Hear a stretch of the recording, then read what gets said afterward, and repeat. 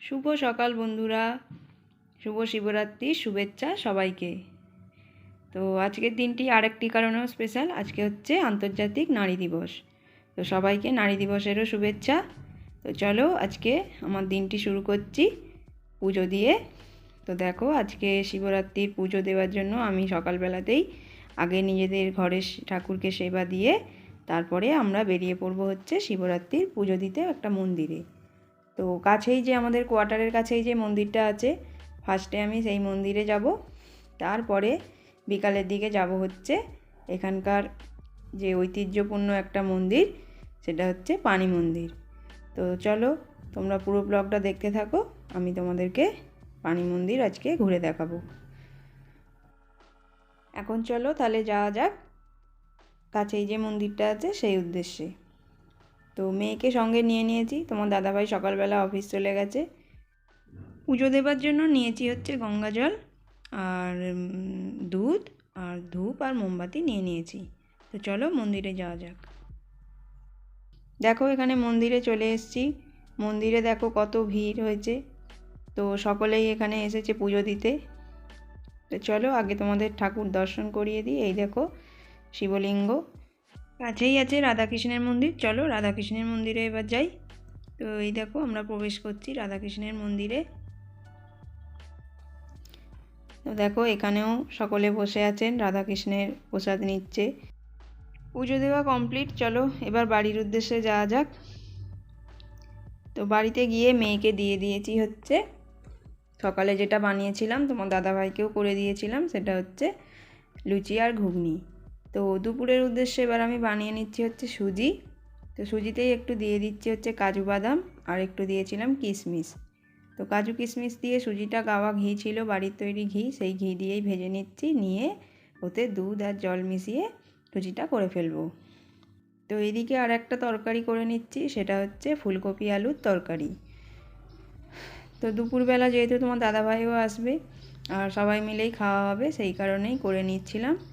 তো ফুলকপি আর আলুটাকে ছোট ছোট করে কেটে নিয়ে নিরামিষই আজকে সব করেছি। তো দেখো এদিকে মোটামুটি সুজিটা আমার কমপ্লিটই হয়ে গেছে। তো একটু জাস্ট নেড়ে চেড়ে নিচ্ছি, দাদা ভাইয়ের জন্য ওয়েট করছি, ও এলে একসঙ্গে সবাই মিলে খেয়ে নেব।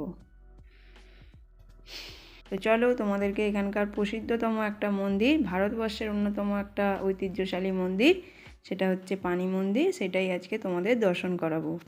তো নামটা শুনেই বুঝতে পারছো নিশ্চয়ই, পানি মন্দির, অর্থাৎ এখানে জলের মধ্যে মন্দির।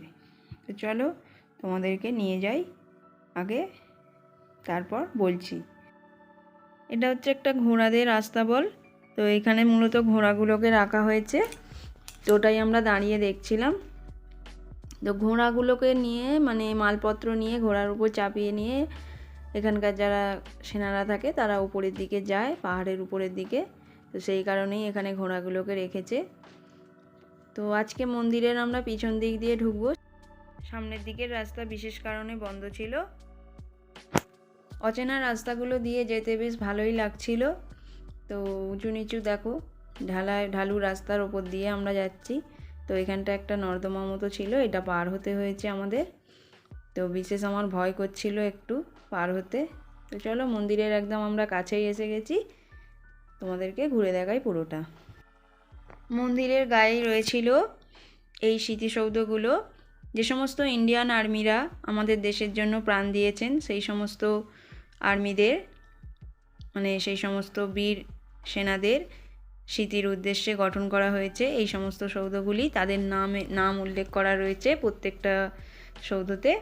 তো সেগুলোই আমরা ঘুরে আগে দেখছিলাম। তো চলো এরপর মন্দিরে ঢুকি।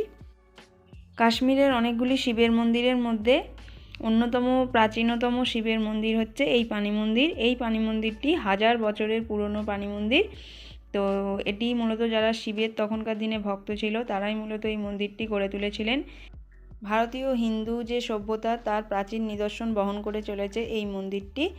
তো এই মন্দিরটির চারপাশে হচ্ছে হাতির গজের মতো দেখতে। তো শক্তিশালী মানে শক্তপোক্তভাবে ভিত দিয়ে তৈরি করা হয়েছে, যেহেতু এটা জলের নিচে মন্দিরটি দাঁড়িয়ে আছে।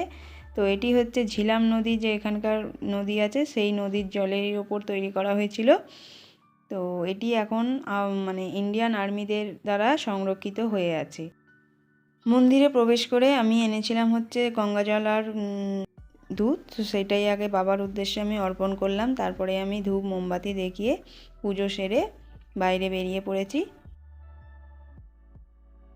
মন্দিরের চারপাশটা। এরপর আমরা ঘুরে দেখছিলাম। তো দেখো কত অপূর্ব সুন্দর লাগছে। তো এরকম মন্দির সত্যি আমি আগে দেখিনি।